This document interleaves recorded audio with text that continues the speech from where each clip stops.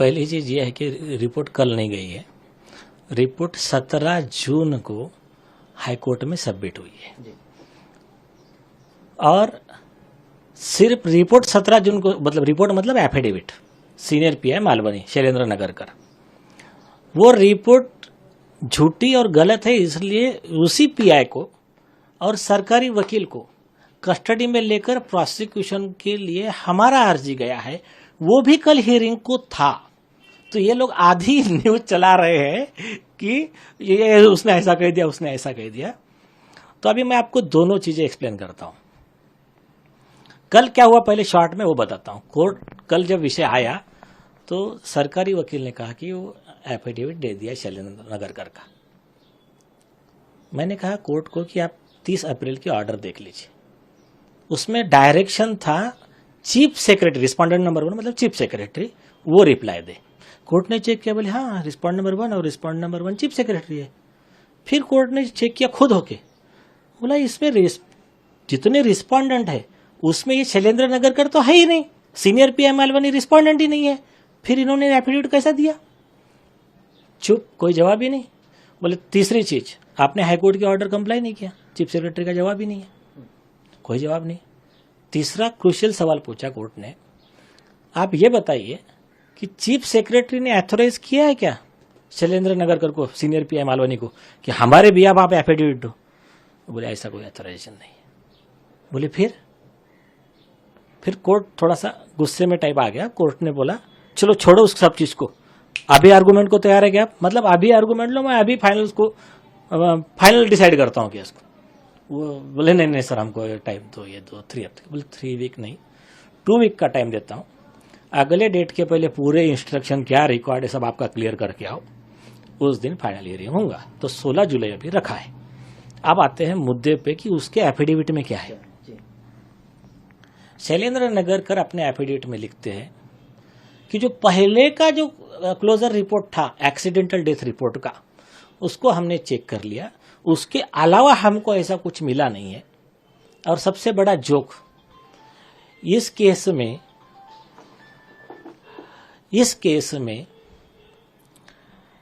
25 मार्च 2025 को कंप्लेंट दिया।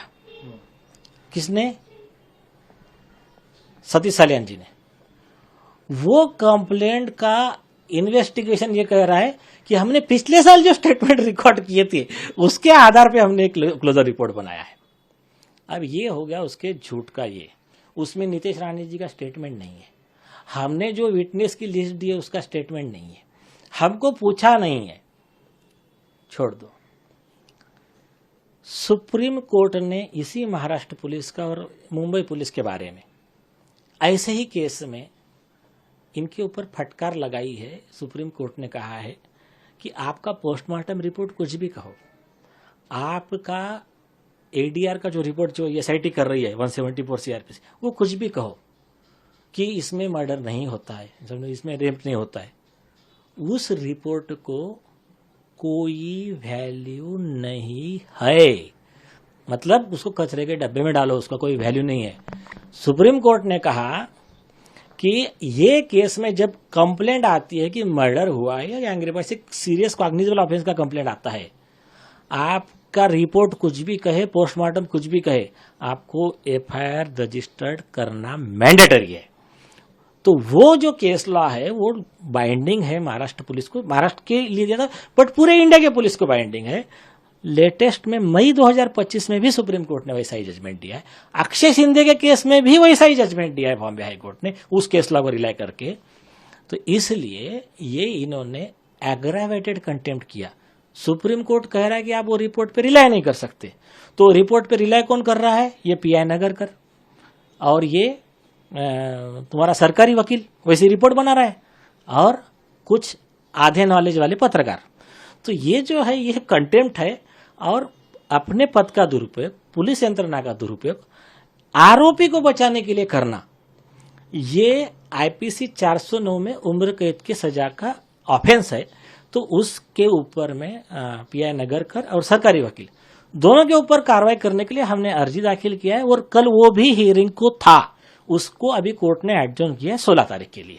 यानी ये एक लाइन में माना जाए कि मालवनी पुलिस स्टेशन के जो सीनियर अधिकारी हैं, जो इस मामले की शुरुआत में जांच कर रहे थे जब हादसा हुआ था दिशा सालियान का, तो उन्होंने जो पुरानी रिपोर्ट बनाई थी वही रिपोर्ट जो है इस बार भी कोर्ट में पेश किया है। हाँ, उसने लिखा है कि हम उसी से सहमत है, मतलब उसी रिपोर्ट से हम कॉन्करेंस में है हमारा, वही किया है इन शॉर्ट। हाँ, यस। और उनके इस एफिडेविट को क्या हाईकोर्ट ने माना? कोर्ट की तरफ से क्या? नहीं, कोर्ट ने बोला नहीं, ये है कौन देने वाला एक। और मुझे इतना बताइए, अगर वो माना रहता और उसमें दम रहता तो कल आदित्य ठाकरे आए थे इंटरवेंशन एप्लीकेशन लेके, उनको जरूरत थी आने की, तो उन्होंने भी इंटरवेंशन एप्लीकेशन लगाया है। और आदित्य ठाकरे तो इस नगर करके 4 कदम आगे गए। उन्होंने कल एफिडेविट पे लिखा कि सीबीआई ने मुझे क्लीन चिट दे दिया है दिशा सालियान के मर्डर और गैंगरेप केस में। अभी सीबीआई ने लिखित में दिया है, उनके वेबसाइट पे है कि दिशा सालियान के केस हमने कभी इन्वेस्टिगेट ही नहीं की है, और ये जो कह रहे हैं कि सीबीआई ने इनको क्लीन चिट दिया है, ये झूठी न्यूज है, ये सीबीआई ने कह दिया, तो उनका एफिडेविट झूठा हो गया। एक दूसरा, उन्होंने और एक एक्स्ट्रा बात लिखी। उन्होंने कहा कि दिशा सालियान के केस में सुप्रीम कोर्ट ने कॉग्निजेंस लेके केस क्लोज कर दिया है, तो हाईकोर्ट अब कॉग्निजेंस नहीं ले सकता है। तो हमने कहा, हमने उनको कस्टडी में लेने का अर्जी लगाया है, आदित्य ठाकरे और उनके वकील दोनों का प्रोसिक्यूशन का अर्जी लगाया। तो हमने कहा आप अच्छा बता दीजिए, इंडिया के सुप्रीम कोर्ट में तो ऐसा कुछ हुआ नहीं है, आप केस नंबर ऑर्डर दे दीजिए ना, कहा है तो। और जो अगर आपके दूसरे कोई पाकिस्तान या तालिबान के सुप्रीम कोर्ट ने कोई ऑर्डर किया होगा, वो इंडिया में लागू नहीं है। तो ये जो झूठा कहा है, ये इसके बाद में तीसरा झूठ, उन्होंने कहा है कि मैं एमएलए नहीं हूं। उनके एफिडेविट में उन्होंने लिखा है मैं बिजनेसमैन हूं और सोशल वर्कर हूं। और एमएलए का पद क्यों छुपाया पता है क्या?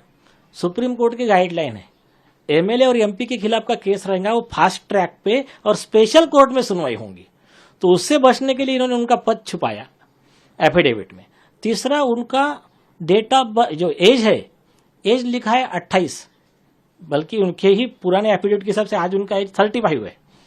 तो उसमें जो चर्चा चल रही थी, जो न्यूज में आया है कि रामदास कदम जी ने जो आरोप लगाए है कि ये दिशा सालियान के केस के अरेस्ट में बचने से लिए उन्होंने एक अघोरी बाबा को, तांत्रिक को बुलाया था हैदराबाद से, तो उसके कहने पे क्या क्या हुआ, 5 दिन पूजा 7 दिन पूजा चली, तो उसमें मीडिया में जो चर्चा है कि उसके कहने पे ये किया गया कि एफिडेविट में एज ऐसी लिखना कि जिसका टोटल 10 आना चाहिए, तो उसके लिए उन्होंने 28 से ये झूठा लिखा है। तो ये ऐसा सब जो झूठ किया है।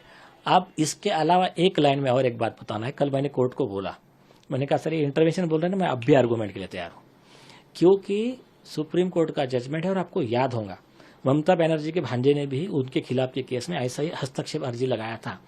उसको कोर्ट ने बोला आरोपी कैसा क्या बोलेगा कि सीबीआई इन्वेस्टिगेट करेगी और उसमें तुम्हारा कोई अधिकार नहीं बोलने का, एफआईआर रजिस्टर करना नहीं करना कोर्ट और कंप्लेंट के बीच में है। तुम आए कैसा केस में, तो 50 लाख रुपए कॉस्ट लगाया था उस पर, अभिषेक बनर्जी पे, जो सुप्रीम कोर्ट ने अपील किया। हमने कहा कि ये कानून होते हुए फिर से इन्होंने अर्जी लगाया, तो इनके ऊपर कॉस्ट भी लगाइए, इनको प्रोसिक्यूट कीजिए, वकील का सनद रद्द करने के लिए बार काउंसिल को भेजिए, कंटेम्प्ट वगैरह सारा हमने डिमांड किया है कल। इस केस में खास तौर पे बात करें लीगली, कहाँ तक मामला चल पड़ा है, क्या क्या हुआ है, क्या कोर्ट ने जो सरकार से जवाब फाइल करने के लिए कहा था वो उन्होंने दाखिल किया है, कहाँ तक लीगल प्रोसेस? हाँ, ये कॉमन मैन को सब यही सवाल है, एकदम राइट सवाल पूछे आप। अभी स्टेज बहुत अच्छी आ गई है, क्रूशियल पे आ गई है। अभी ये क्या कह रहा है, वो क्या कह रहा है, सब इधर आप कोर्ट फाइनल डिसाइड करने की स्टेज में आ चुका है। दूसरा, अभी कहां तक निकल पड़ा है अगर बोलेंगे तो हमने तो कई कंसिडरेबल एविडेंस कोर्ट में दे रखे हैं। 16 तारीख को हम कुछ वीडियो कोर्ट में दिखाने वाले, वो मैं बताऊंगा नहीं क्या दिखा रहे नहीं तो, हाँ, लेकिन दिखाने वाले कुछ वीडियो कोर्ट में। हमारा प्लान है पूरा, विटनेस क्या है क्या नहीं, कुछ चीजें वो भी 10% ही दिखाएंगे।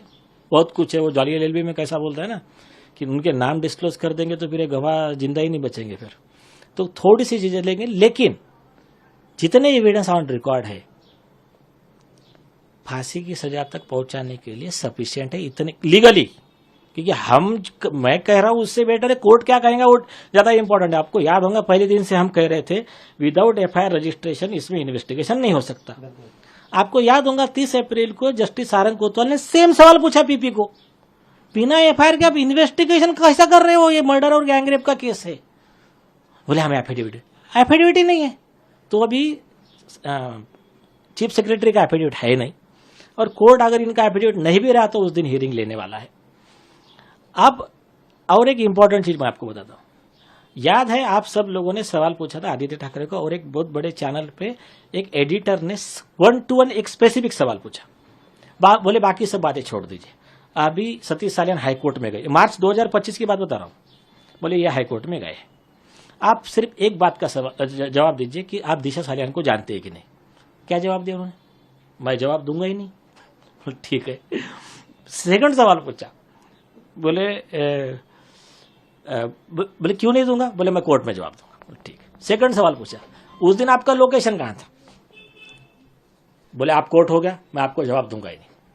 और जिस दिन कोर्ट की बारी आई उसके 3 महीने के बाद में हाईकोर्ट में आके जवाब दाखिल करते हैं एफिडेविट पे 14 जून को, उसमें एक वर्ड नहीं लिखा कि मैं दिशा सालियान को जानता नहीं जानता, मेरा मोबाइल टावर लोकेशन था नहीं था। और हमने जो एविडेंस दिए है ये नारकोटिक्स ब्यूरो की रिपोर्ट है कि इनका मोबाइल टावर लोकेशन वहां था, उसको डिनाई नहीं किया है।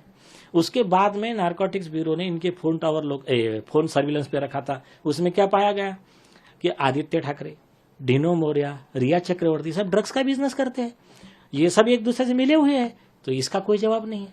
तो सुप्रीम कोर्ट का लॉ बहुत क्लियर है, आपको भी मालूम है। आप जो कोर्ट में कह रहे हैं कि एक वीडियो देंगे अगली सुनवाई में, वो हम वीडियो के बारे में नहीं पूछेंगे, लेकिन क्या ये आदित्य ठाकरे के खिलाफ होगा सबूत, रिया चक्रवर्ती के खिलाफ सबूत होगा, किसके खिलाफ ये सबूत होगा जो आप पेश करेंगे? Aditya Thackeray and all other accused, इनके खिलाफ होगा। कुछ ये भी देंगे और सीबीआई रिपोर्ट का कुछ हिस्सा भी देंगे कोर्ट। तो आप लोगों की क्या मांग होगी इस वीडियो को दिखाने के बाद? आपका जो शुरुआत से मांग है सीबीआई जांच हो, आदित्य के खिलाफ कार्रवाई हो, इसके अलावा और क्या चीजें? एक सिंपल चीज है कि हमारा जो कंप्लेंट है उसको एफआईआर ट्रीट करो, जैसा सुप्रीम कोर्ट ने किया है दूसरे केस में। हमको कुछ नहीं करना है, सेम सिमिलर केस है, हमको तो 2 मिनट भी आर्गुमेंट करने की जरूरत नहीं है, वो तो पार्ट हो गया, वो बहुत बड़ा मसला नहीं है। सेकंड जो पार्ट है कि सीबीआई का इन्वेस्टिगेशन कोर्ट के सुपरविजन में हो, सीनरी कंस्ट्रक्शन हो कि दिशा की वैसी ही बॉडी बनाओ और 14वें माले से फेंक कर देखो कि वहां यहाँ गिरती कि उड़ते हुए जाकर 25 फुट दूर गिरती है, वो वेरीफाई हो जाएगा झूठ कैसा बनाया। उसके बाद में और कुछ चीजें हमने जो दी है कि ये पॉइंट पे इन्वेस्टिगेशन होना चाहिए, वो एक इन्वेस्टिगेशन, और गवाहों को सुरक्षा दो, 7 दिन के अंदर चार्जशीट जाएंगी, इतने प्रूफ्स है। आप ये मानते हैं कि पुलिस ने जो रिपोर्ट दी है, एफिडेविट दी है, वो बेसलेस है, बकवास है, उसको लीगली तो कोई वैल्यू नहीं है, लेकिन ये झूठ का एक लिमिट है।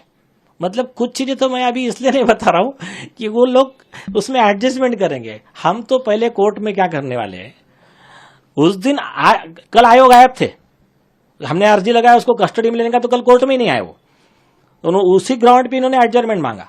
तो अगले डेट पे पहले हम उनको कोर्ट में आने देंगे, आने देने के बाद में फाइल जैसा कोर्ट के हाथ में आ जाएगा उनका, उसके बाद में हम ऐसी चीज देंगे कि कोर्ट और रिकॉर्ड सीज कर देंगे।